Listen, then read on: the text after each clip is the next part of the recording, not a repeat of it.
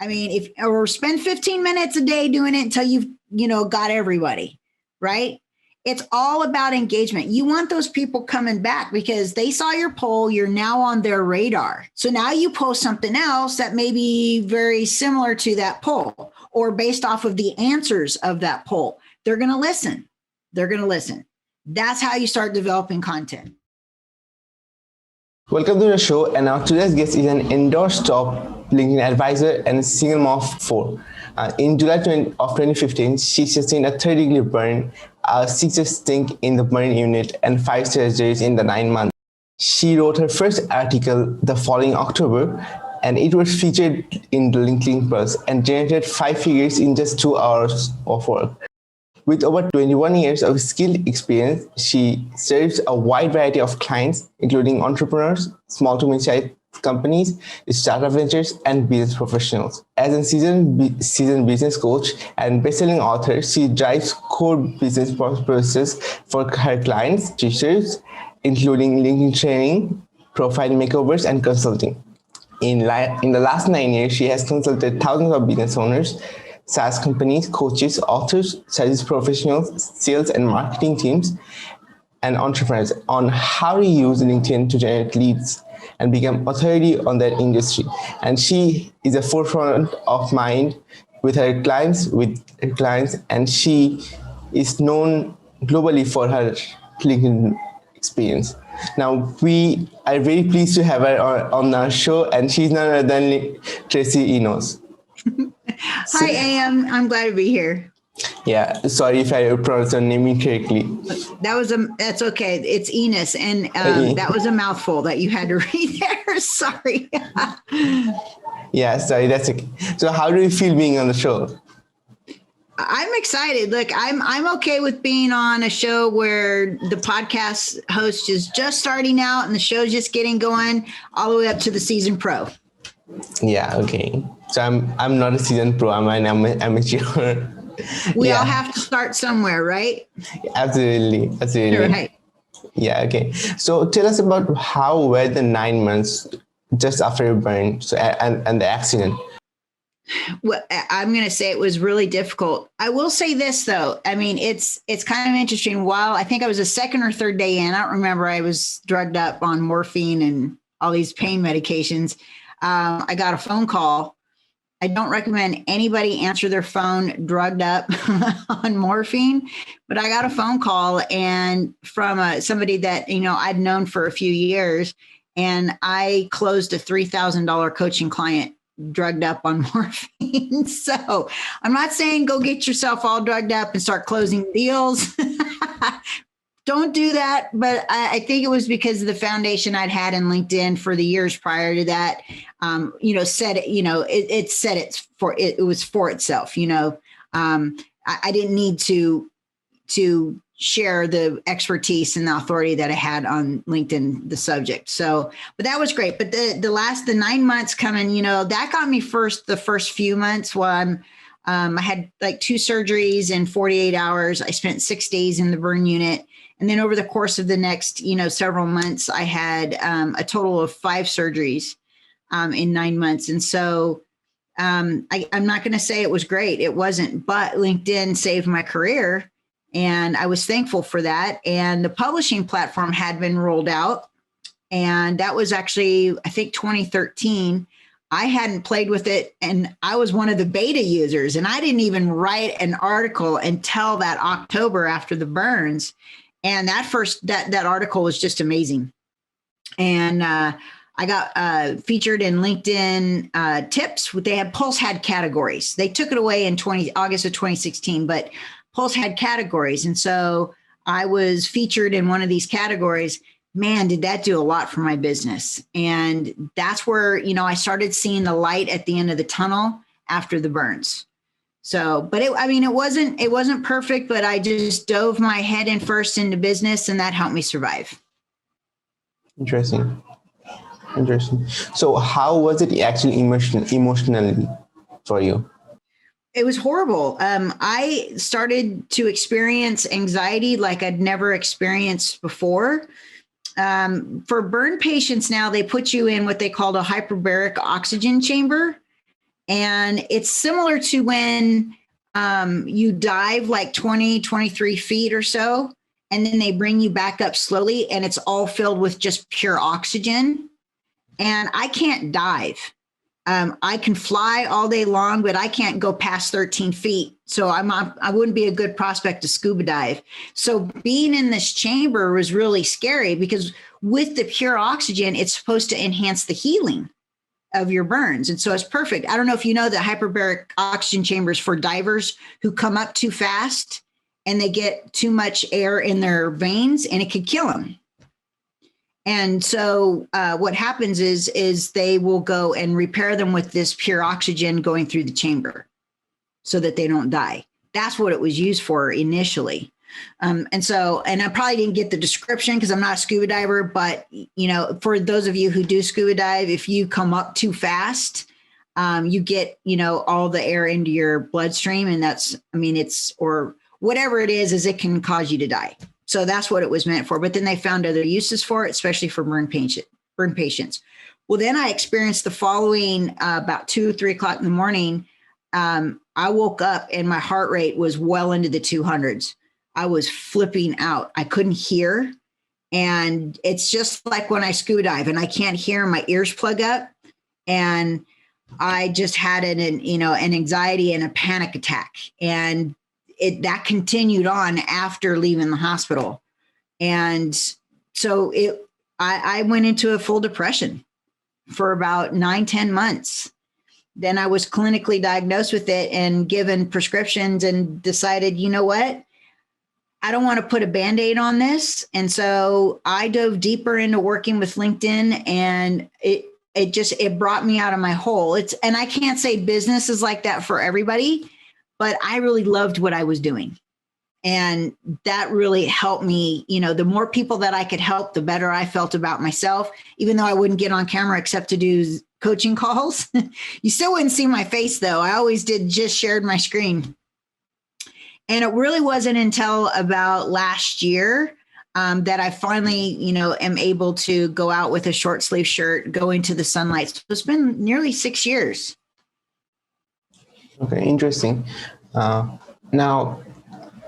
tell us about like after, what did you do to actually get out of your depression? So you mentioned that you didn't want it to get into put a Band-Aid on it. So what things did you do to get out of it? I read a lot of self-help books, words of affirmation. I think I had a good support system, and it's interesting. The support system wasn't my parents, brothers and sisters. It was my best friend and my 2 boys. And, it was very difficult to go to their extracurricular activities, be seen in public, just because I gained a bunch of weight, gained like 60 pounds on top of having that anxiety. And I just didn't want to be seen at all. And so I think it just took a lot of mental work. It was work. And I still can't say that I don't have my days still that I want to just cover up and hibernate and hide from the world, because I do. But it's a lot easier now, and it's just one step at a time. I'm not saying that prescription drugs aren't, needed. And I think in certain situations, but I think here in the United States, a lot of people are prescribed drugs that probably don't need them. It's a temporary solution, but this isn't about our pharmaceutical system. And doctors overprescribing. Yeah, absolutely. So now let's talk about LinkedIn for a second. So what do you think, how the LinkedIn algorithm works, and how can people use it for their advantage? So, well, look, I'm going to, nobody really knows the exact, exactly how the algorithm works in the newsfeed. I noticed that it's been changing. They made a lot of updates last year. I will say this, that, I'm not the geek behind the algorithm. I follow other people that are the geeks behind the algorithm in LinkedIn. One of them is here in the States and the other one's over in the Netherlands. And they're pretty good. And I follow them, and I can't say they're always spot on. But what I can say is that what we find is that your network, the time that you post and the day that you post, it depends on when your network is on LinkedIn, because a life of a post for LinkedIn is about 2 weeks. However, LinkedIn wants to see the most engagement within the first hour of the post. And that could be likes, comments, or shares. So, and even your own comments in there actually helps with the algorithm. So if somebody is commenting and you're replying to them, it will push that post back up into the feed so more people will see it. However, they did share that the post has to go through what they call a spam meter. So the post has to have good content. It can't, and I know we see the posts with the videos, like the more Instagram-y kind of posts or whatever. And yeah, some of those make it through. It's just because they get engagement. But for those who are a little bit on the older side, and we're not in the millennials who are taking advantage of that, or have a network of people that are the same age and they go like everybody's stuff, we have to be more particular about what we post, how we post, what's relevant to our network, and what our network, likes. Is it fun? Is it entertaining?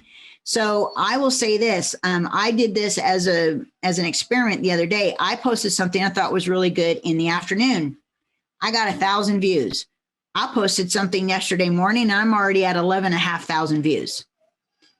So I think it's just when my network, not everybody else's network, but when my network is online, and I find that I'm connected to a lot of business people who, are perusing through LinkedIn, either using it for work or right before they go to work, like with their coffee.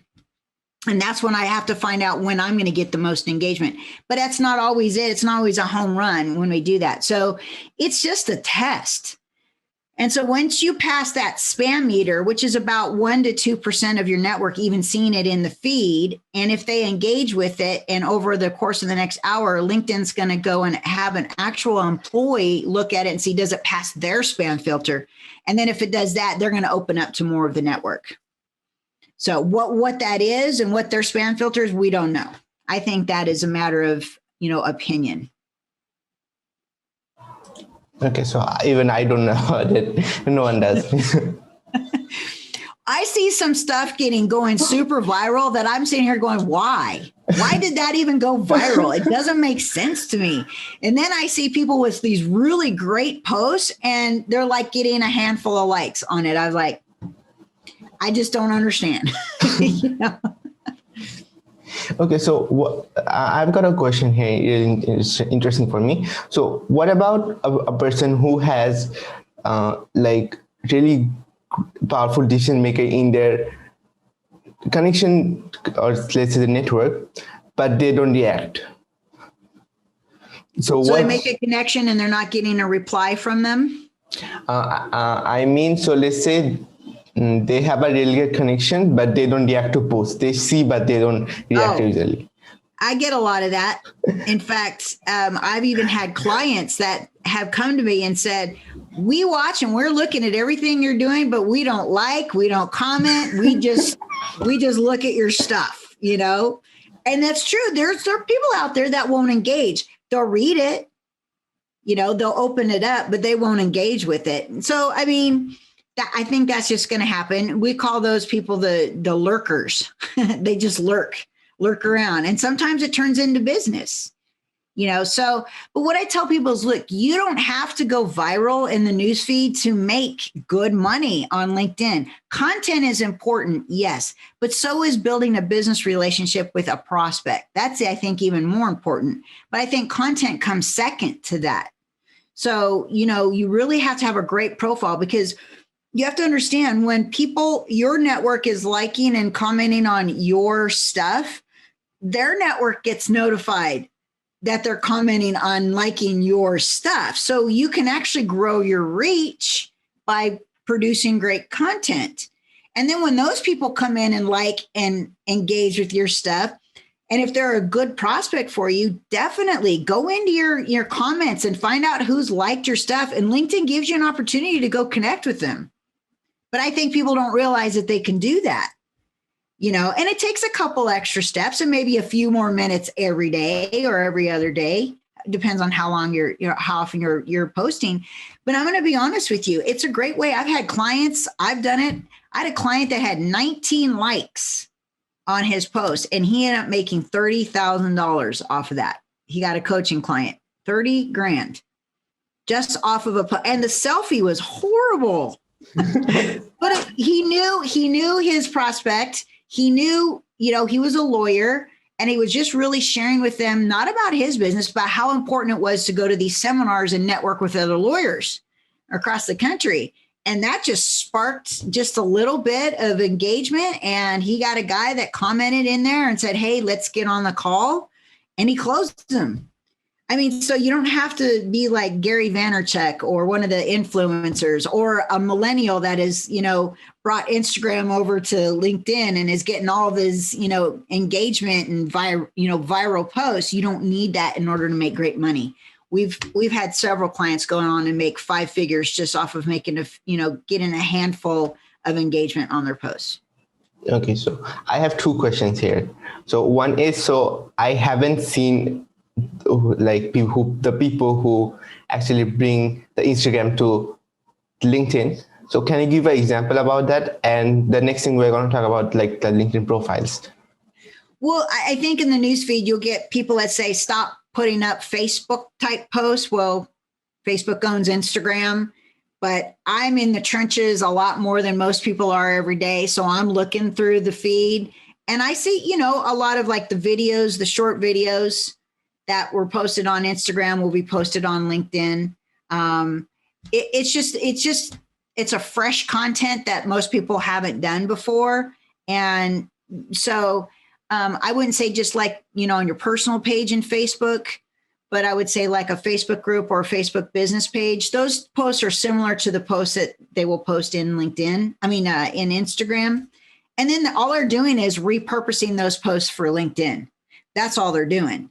So you can thank Gary Vaynerchuk for telling everybody to do the same post, repurpose it with a little bit different on Twitter and Instagram and LinkedIn and whatever. And that's what they're doing, and I honestly think, some of the posts are appropriate. There's nothing wrong with cross promotion of your content from one social media platform to another. But I think maybe it should be changed up just a little bit depending on the platform, right? So LinkedIn is more on the business side. And if you're sitting here dancing, to some reel that you've made or TikTok or Instagram, they're posting it, but they're getting a lot of likes and a lot of engagement. I guess at the end of the day, whatever fits your personality, as long as it's fun and entertaining and whatever your goal is for posting that stuff, that's awesome. So, I will say this, and you heard it here first, because I've not said this yet. LinkedIn was getting a little stale. It was just, just tired of the same kind of stuff over and people just pushing other articles that they found somewhere else. And, okay, that's great. But I want to see behind the scenes. I want to see people's employees. I want to see the culture behind their company. I want to see the fun stuff. Like one of my clients, he had a ping pong table for sale and he was moving offices. So he combined 2 of his offices and that got engagement, and he's in Washington, D.C. I thought that was pretty cool. It was personal. It was still a business because the ping pong table actually was in his office, which I thought was fun, right? People want to see that. That's the fun side of what y'all do, right? People want to see that stuff. Okay, so the backup behind the scenes. Now I have to look into that because I'm a Gen Z, so I can use that. Yeah, show your personality. I don't mind you dancing. I'm not trying to pick on people who are dancing or whatever. I'm just saying that, you got to change up your content. There's nothing wrong with that, although some people are very awkward dancing. But that's okay. We're not all, we don't all have good rhythm. But I think I think people are throwing that stuff out there just blindly and not having a purpose behind that, if that makes sense. What's your purpose for dancing behind that? Is it you just want attention and you want a post to go viral, or do you have a business spin on it? Why are we dancing to something? Do we have a business spin? I'd dance if I felt the need to, but I would have a post at a business spin on it. Why am I dancing? And I'd put that in the description. Why am I dancing? Okay. Right. So. Oh, I do remember a person who's way older than me. So he always dances just before his pose. Well, and then I think at some point, then people start to expect that, right? Absolutely. So they want to see it. And that's great. I mean, if you started that way and you do that every single time before you have and he's got a message behind that post. He's just not dancing. Absolutely. Like I've seen some TikTokers, that's all they do is dance and they go viral, but they're just dancing. But that's what the kids want, right? This is not a kid platform. This is a business platform. So if he's, the dancing, business, whatever, then that's his personality. Go right ahead and go dancing. But you got to there's a reason why you're dancing in that video. What's this dance for? What's the purpose of this post? Instead of just wanting attention. Okay. So we have to always keep the purpose before not always. the post. Like every once in a while, like Christmas, I always, we take a picture and I put it up there and wish everybody a Merry Christmas instead of just a static Merry Christmas graphic. Me and my kids. And I say, look, we had a great year. This is, Merry Christmas to all. We wish everybody a wonderful Christmas. And maybe I'll give a few things that are of our successes that we had for the year, and people love that stuff. So there was not a business spin behind that. I just wanted to share the gratitude that we had for the year. Okay. Not always business. You can have some personal stuff in there too. You got to change it up a little bit. Family, employees, your personality, like Gary Vaynerchuk, about every other word out of his mouth is the F word. But not on LinkedIn though. Like he never uses the F word on LinkedIn. Are you sure about that? Because I know some of those videos are repurposed. And I mean, I don't know. I guess I don't look at his stuff on LinkedIn. I just see his stuff on Instagram. But yeah. But you're probably right. He probably has it edited for LinkedIn and where he can get away with it on Instagram. But LinkedIn on the more professional side of things is better not to, say profanity. Yeah. He actually posted about it that if he posted any video with saying a lot of F words, then the audience he's trying to target is misinterpreting. And that is the biggest issue. He doesn't have the time to talk to 44 people or 100 people who are saying, why did you say that? Why are you saying that? Yeah. See, and he understands the platform. So he does the same content, but repurposes it differently for each platform. Yes. Yeah. Yeah. I've seen his video I think he once made a TikTok eating banana. I'm gonna yeah, but never posted on any other platform other than TikTok. No. That was probably more appropriate for TikTok and nowhere else. Yes, if he had done that on LinkedIn, oh my gosh, I would want to read the comments on that. Oh my. Absolutely. Now let's get into the profile side of LinkedIn. So how can a person create his profile correctly? And what do you mean by creating a profile correctly? I don't think, what I'm going to share with you is not finite rules. But I think there are some things that should be considered, definitely. I'm noticing now that a lot of the younger generation that are trying to teach LinkedIn now are saying you only need a couple sections and then forget the rest. No one cares. And I call BS on that. I really do. I've been doing this for nearly 10 years. And I'll tell you, there's two kinds of readers on LinkedIn. There are the skimmers. So people will just skim through the profile or they'll just skim certain sections. And then there's the people that will read your whole profile.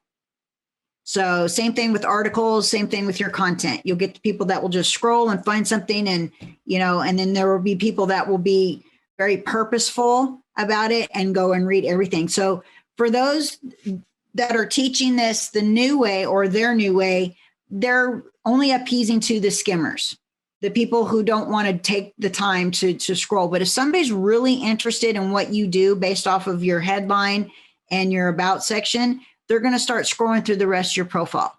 And those are things that I think people miss, is like filling out your volunteer work, your honors and awards, organizations that you support, projects that you are particularly proud of working on, publications, whether you've written them or somebody's mentioned you in them or you were a guest contributor. You have languages. I don't know if people really understand that or know this, that if you speak more than one language, you can have more than one profile.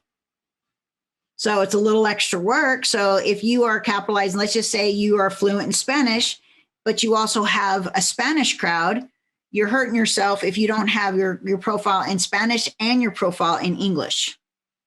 So I didn't know people knew that. You can do that. I don't know that. You can. It's a little extra work because it doesn't automatically translate into the other language. You actually have to do the work and create it as well. But and then of your education and then your work experience. Your work experience, I think people are still treating it like their resume. Like, here's what I did for this company, and this is how amazing, this was. Or they'll just do a general description of the company, but not really what their role was at the company or how they benefited the company at the time that they were there. Especially if you're a business owner, everybody just,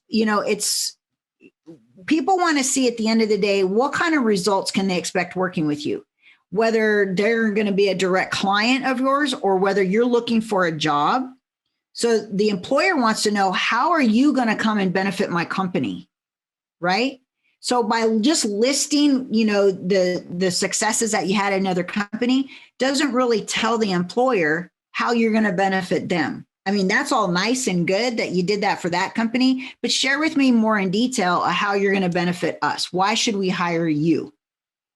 Right. And it's very similar to having your own company where you're bringing in a client, right? At the end of the day, the client wants to know what kind of results can they expect working with you over your competition. What do you do for them? How do you do it? What differentiates you from everybody else? And at the end of the day, what kind of outcomes can they expect working with you? How are you going to solve their problem? And I don't think people are doing this. They're taking the shortcut. And they should really sit down and spend some time working on their profile, because at the end of the day, like the 11,500 views that I got so far, I've already had connection requests, followers, and messages. And my spike in people viewing my profile went up 130% in one day. So people are going to look at your profile, even if they're coming from a post that you made. You want your profile to look spectacular. Don't shortcut it. Okay. So what are the important parts of a profile? Like, which are the most important parts and the secondary? All of them. All of them. Didn't I just say that? Yeah. All of them. Okay. Yeah. Take the time. But I would say in the beginning, because it does take some time to fill it out. It's not something you can do in 30 minutes. I really honestly think in the beginning, you should concentrate on your background photo. So have some sort of call to action, whether it's to, go check out your website, call you, email you. Maybe it's a landing page that you want to send them to. Maybe it's, a phone number. It doesn't matter. Just some sort of call to action. Then, of course, your headline, and your headline should be a benefit-driven headline, like who is it that you work with and how do you solve their problem? All in 220 characters. Little difficult to do. You got to get creative. And then your about section, most definitely. Those are the three things that you should concentrate on first. But there is some homework that you should do prior to filling these out, because you really need to know who that prospect is, whether that's an employer prospect or a prospect for your company, like if you're in sales and marketing, or if it's a prospect for you because you're the business owner. So it's all pretty much the same thing. Everybody's there, a prospect, whether it's an employer for the company that you work for or for your own business. And it should be approached in that similar fashion. and then start working on the work experience and things like that. But you got to define the demographics. Who are they? Where do they live? How much money do they make? What are their titles? What age group are they in? What industry are they in? All those things need to be defined. Then you need to get deep dive into their, the psychology of things. What's keeping them awake at night? What pain points do they have that they haven't been able to solve? What would happen if they didn't solve this particular problem that they had? What are the deep desires that they have? People have those desires. Well, I want to make more money. That's not necessarily a pain point. That's I have the desire to make more money, or, I want to, grow my business by 200%. Those are deep desires. Well, how are we going to get there? You got to have a system and a process to get there. You need to define what that is. That way you can fill out your profile accordingly. And then last but not least, LinkedIn is a search engine. And what people don't realize is keywords are important, just like they are in any other search engine. Like Instagram's big on hashtags. People search posts based off of hashtags, right? LinkedIn has hashtags too, but it's not as prevalent as that. But the keywords in a profile are. So thinking like your prospect, what might they type into that search bar to find your products or services that can help them solve a problem or give them their deepest desire? Okay, interesting. So I have to look for that. And that's a really interesting point. So I've been being regular with LinkedIn posts lately, and the profile searches has been going up slowly. Though I didn't focus that much on keywords, but because of posts, like I'm getting more on the searches. So people are searching for like, let's say my profile or like similar activities. So that's good. That's a really good point. And I am very curious to know, how can you create profile in two languages? Because I don't know. Well, I think when you put on there that you're proficient in a language, LinkedIn will give you an opportunity to create a profile in that language. Okay, so I'm proficient in Bangla, which is my native language. I'm proficient in Hindi as well, but like I cannot write in Hindi. That's the issue. I think they give you choices. Gosh, it's been a little bit because most of the clients I work with, it's English. And if they know Spanish, they don't want to do another profile. And I can't do it for them because I'm not fluent in Spanish. So you got to be fluent. So I think it's like business proficiency. I can't remember, what the proficiency that you could say that you're in. But I think once you're fluent, I believe it gives you an opportunity to write it in that language, depending on the choice that you make on, how well you understand another language. But I would go in there into your profile and see. Definitely. Okay, I will see that. But yeah, like I said, you're actually redoing a whole new profile. So you will have to translate it into that language. It won't do it automatically for you. And then everybody'd be doing it, right? Absolutely. If it was easy, everybody would do it. LinkedIn doesn't make it easy. No. Okay. So if someone comes from, let's say, Bangladesh and says, like, gets into my profile, will it automatically turn into Bangla? Or like, I don't know that answer. I don't know everything, and I don't dive deep into the language part of it. I think because I know people connect with me and their profiles in French, like they connect with me from like overseas, and I've seen profiles in Chinese, and they want to connect with me, but when I go look at their profile, it's written in another language, and it won't translate it for me. So I think anybody can look for anybody. It just depends on what profile their main language that it's written in. Okay, got it. So now the next thing I want to ask, so basically, so we covered the profile a bit. So now, what do you think that LinkedIn Premium worth it, or like should we go for the non-free one? Oh, 100% worth it. I've been a Sales Navigator member for, 6-7 years now. I think since 2013. That's 7 years. Yeah, 2013. So, so many more things that you can do with Sales Navigator than you can do with free or even business premium LinkedIn. So, the free version only allows you to see, we just talked about people viewing your profile, right? Only allows you to see 5 people per day.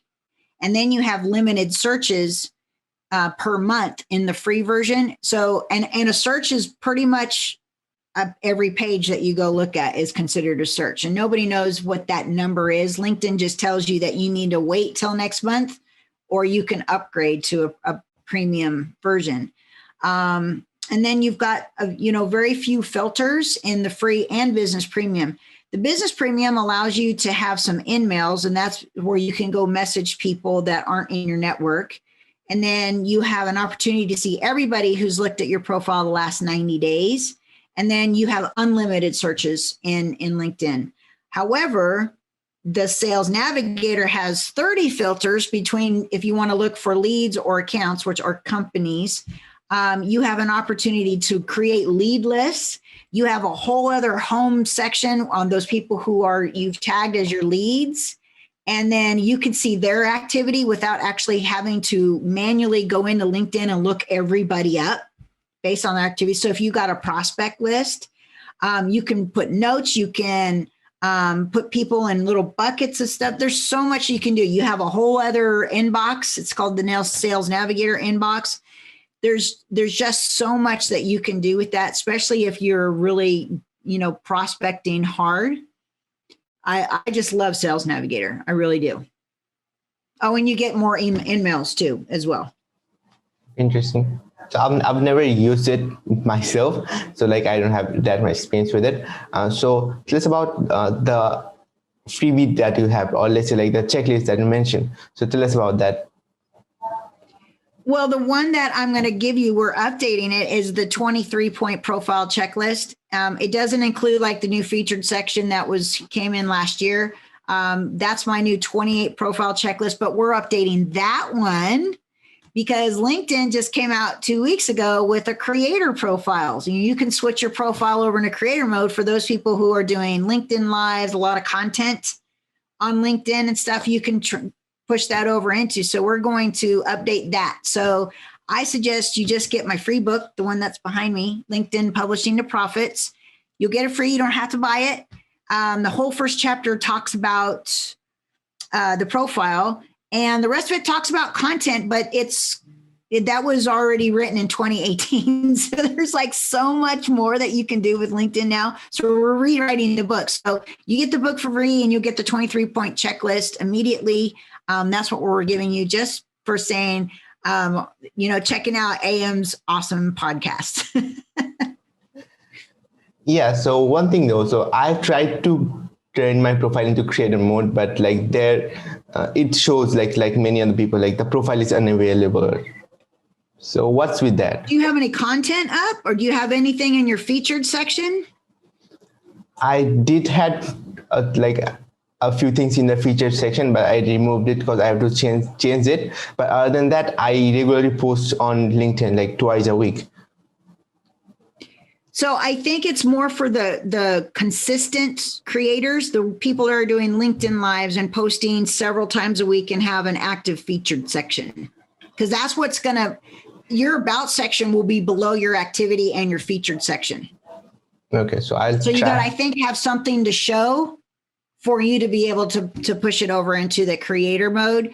The one thing I don't like about the creator mode though, and it is possible to grow your network and be able to message people, is you only get the follow button and you don't get the connect button.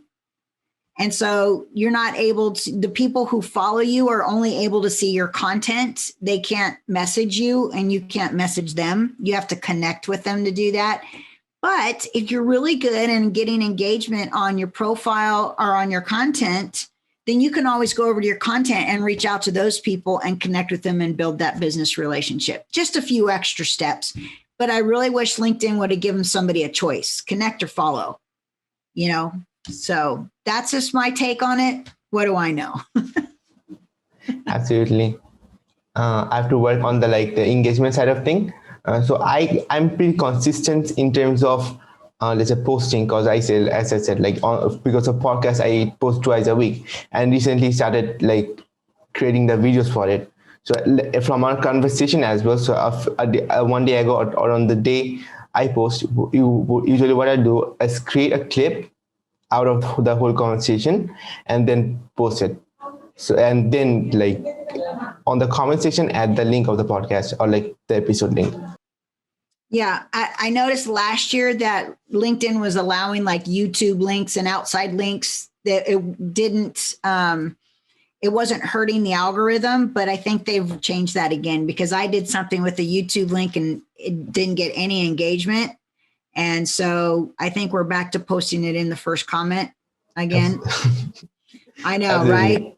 Yeah, you weren't getting dinged for having the link that goes outside of LinkedIn, but then they just decided, okay, well, we don't want to do that anymore. So I think they changed it again. So, like I said, it's a guessing game. You just got to find out what works best for you and what your network wants, and just make more content similar to that.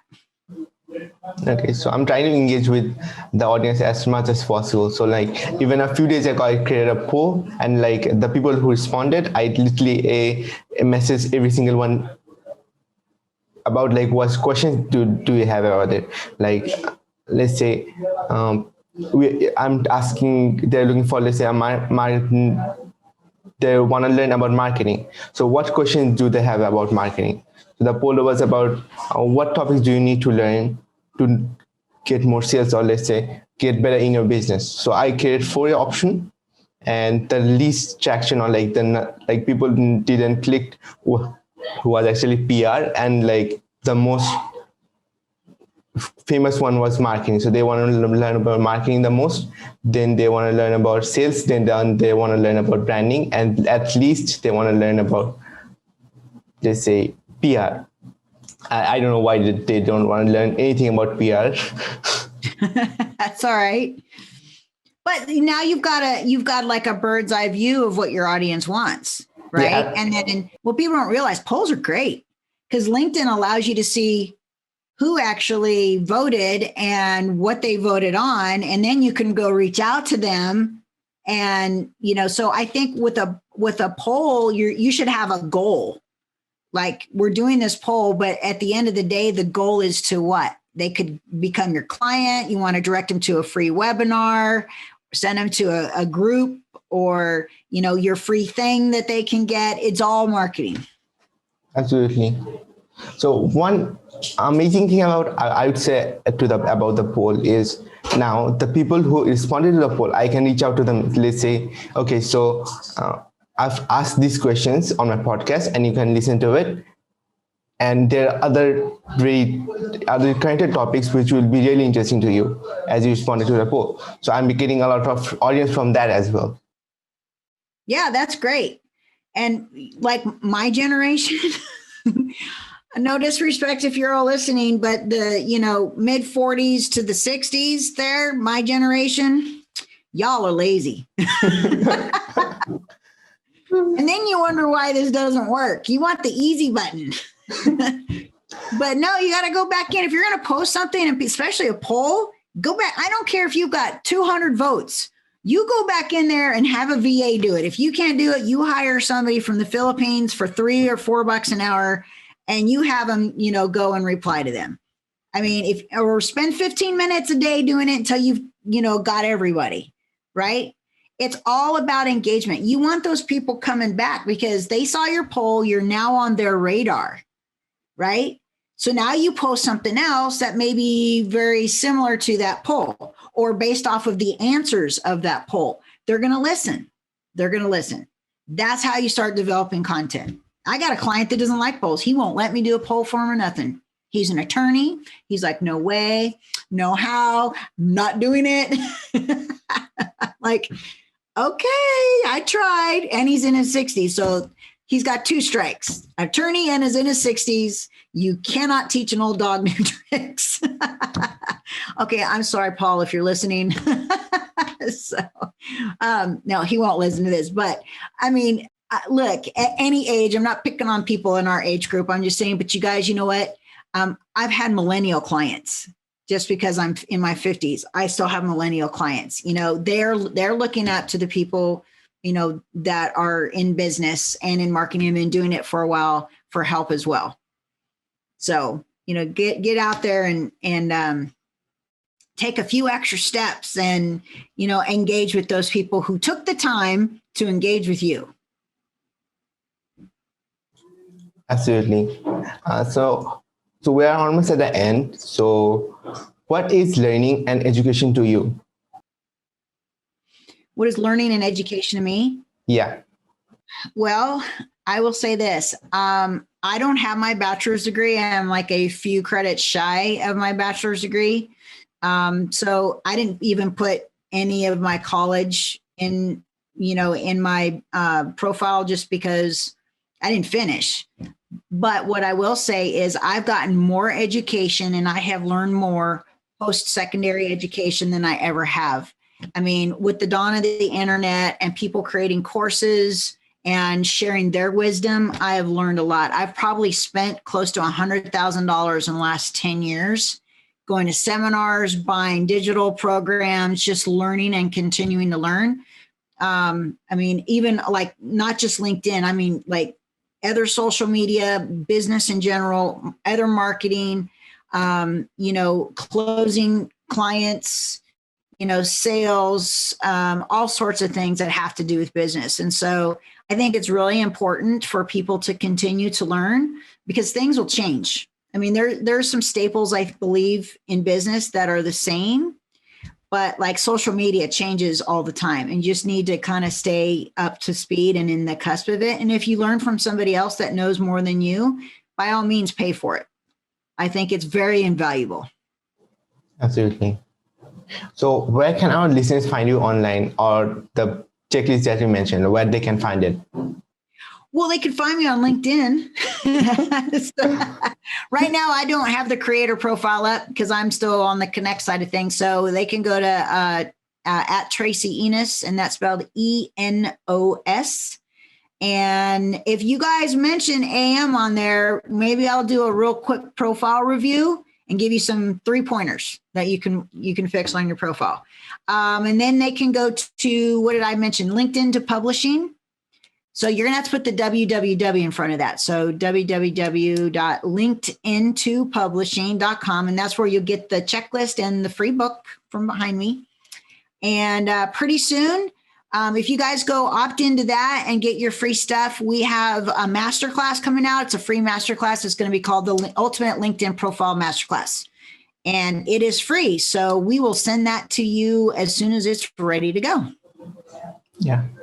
Absolutely. Amazing. Amazing to know about that. I'll put the link on the description of the podcast, like with the description of the podcast, whether they're seeing on the YouTube or Facebook or on other platform, which are just audio. So thank you for coming on the show. Thank you so much, AM. I appreciate it. Had fun. Yeah, absolutely. And thanks for the listener who listened to the podcast. And I'm sure like people learn a lot from our conversation. And again, thanks for the listeners who can listen to a podcast. And that's how we end the show, this episode. Bye, dude. Thank you. Bye.